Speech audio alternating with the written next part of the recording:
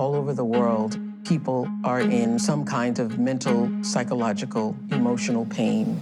We were having a conversation, and I asked him, what are the two most important issues you think facing the world today? And he said immediately, climate change and mental health. And I said, oh, that's interesting. You know, I'm working on this series. And so the partnership was born from his genuine interest, I think, and desire to champion this conversation. Yeah, I've been advocating for mental health, or at least trying to break the stigma around mental illness for well over 10 years now, I think, and Oprah's been doing it for, I guess, 2 decades. So I'm slowly catching up, but it seemed like the perfect partnership.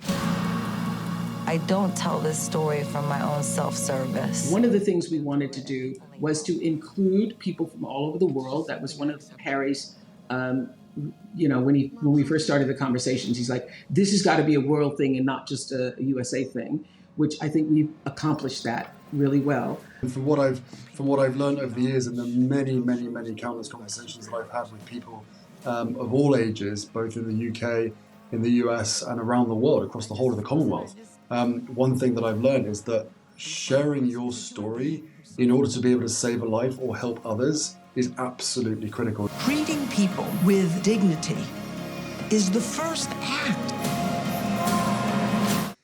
I see it as a responsibility. I don't find it hard to open up. I feel, knowing the impact and the positive reaction that it has for so many people that also suffer, I believe it's a responsibility that rests on our shoulders, especially if we have a platform or if we have any form of influence. That's what this series was really based around.